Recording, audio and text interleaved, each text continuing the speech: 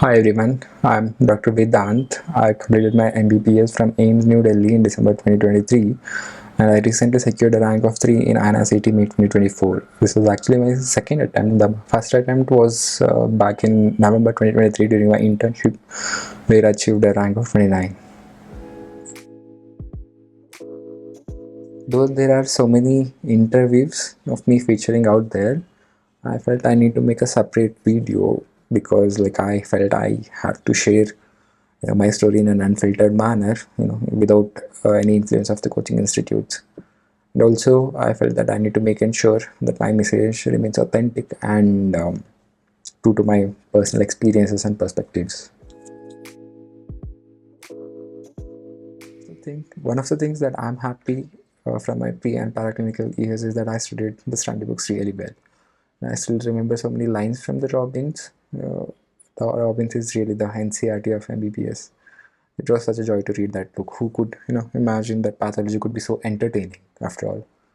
I recommend all of you guys to do the same. Never go behind coaching stuffs in the first 2 years. Instead, stick to your standard books and read those. I also want to give a shout out to the professors and their amazing lectures here at AIIMS, especially for the pre and paraclinical subjects. In the initial years of my MBBS, that I actually had a plan of going to the US for residency, seeing the trend here at AIIMS. So that's why I was involved in research works and getting publications and so on. But later during the COVID, I had this deep insight that no, staying in India is so much better, at least for me. So that's when I gave up on USMLE plans and I felt that I need to focus more on PG entrance exam. I never really bothered much about the Indian PG entrance exam until middle of my third year. Just after the COVID second wave, I returned back to my college to face the surgery offline posting assessment, where I almost flunked in the exam. So that's when I realized it was high time to start the preparation. Most of my coaching was actually online based, though I attended few offline classes here and there when I used to get some time. I adopted a strategy wherein I used to start a fresh subject along with the start of the particular postings, and then I used to finish that subject before the end posting assessment and attend few subject-wise tests and attend my end posting assessment later on. After watching videos on each topic, I used to solve Qbank on that particular topic, and then I used to move to the textbook and I read the particular topic.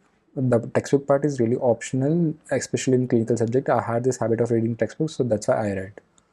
And this combination really actually helped me boost my confidence across all the subjects. By the end of the fourth year, I had finished all the 90 subjects this way. While preparing for my prof, I realized that studying individual subjects was a lot more manageable, but when you had to study for a particular exam, when the combined syllabus is in front of you, well, I used to struggle a lot, and I needed a definitive revision plan where I struggled a lot.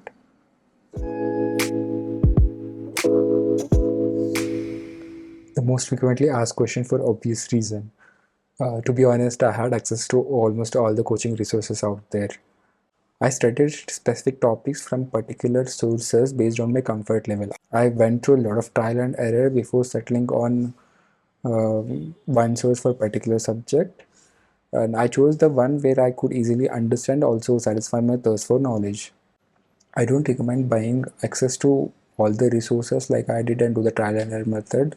It's simply a big waste of time. Instead, you could choose the one where you're most comfortable studying from, the ease of access or your personal preferences.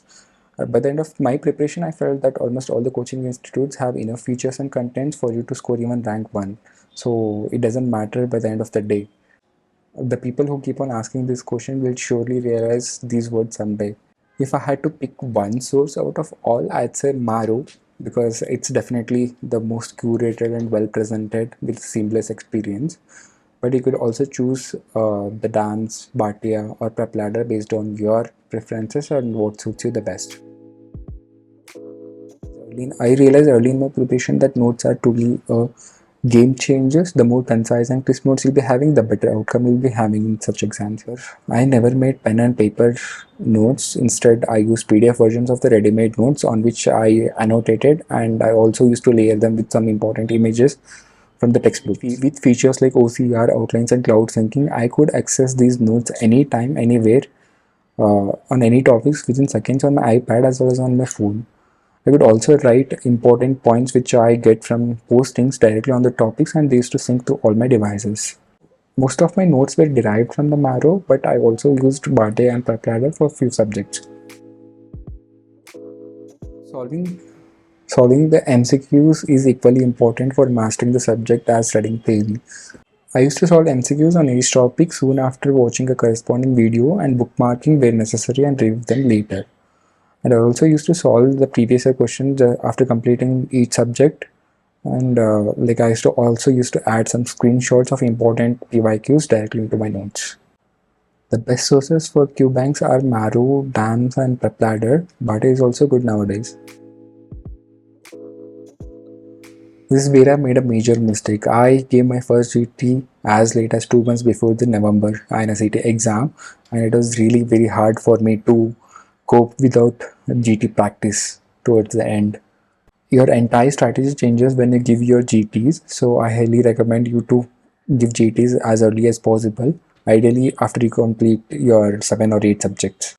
GT should not be used primarily to assess your rank, but instead use it as a tool to identify your weak topic and strengthen them. I used to dedicate an entire day to analyze and work on my weak topics.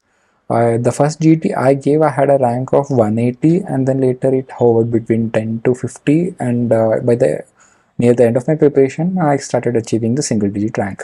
The majority of the GTs that I gave were from Maru. I gave both live and non-live. However, after a few tests that you get used to the pattern, so it's better that you give GTs from different sources, especially when they conduct national mock tests from DAMS, Bhatia, PrepLadder. I like to specially mention DAM CBT, which I highly recommend. There's always a difference between giving GTs at home and giving GTs in the test centers. And this gives an extra edge, also simulates the exam day anxiety and pressure. My internship was quite hectic for the first 6 months. I couldn't really prepare anything except that I could solve the few custom models here and there when I used to get some time. I started my serious preparation from June, and I gave my first GT in August. Then later I started to give GTs, one GT every 10 or 15 days. Before the November INICET exam, I could only revise the preclinical, paraclinical, and minor clinical subjects and completely leaving out the major clinical subjects. Somehow I secured a rank of 29 in the INICET November exam thanks to the selectivity of questions asked in the INICET.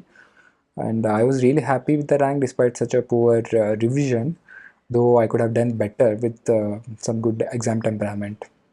Being neutral which branch to choose from, I was actually in a huge dilemma when the ranks were announced. And then later I decided that I want to do medicine, and I thought I'll get it in AIIMS Delhi with internal quota, or in PGI at least. But the fate has something else in store for me, that surgery in AIIMS Delhi.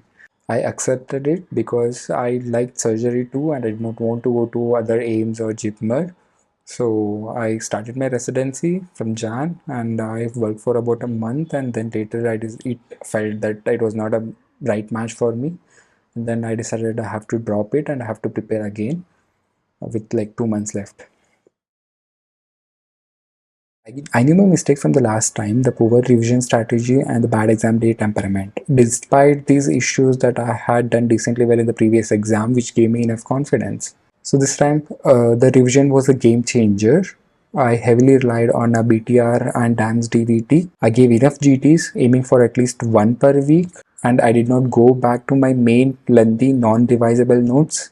Instead, I focused on crisp, concise notes, which I repeated again and again, and this saved a lot of time for me. The rest of the time, I used to spend my time reading volatile stuffs and practicing the previous year questions and strengthening my weak topics. Interestingly, this time Marrow was not at all helpful except for its GTs.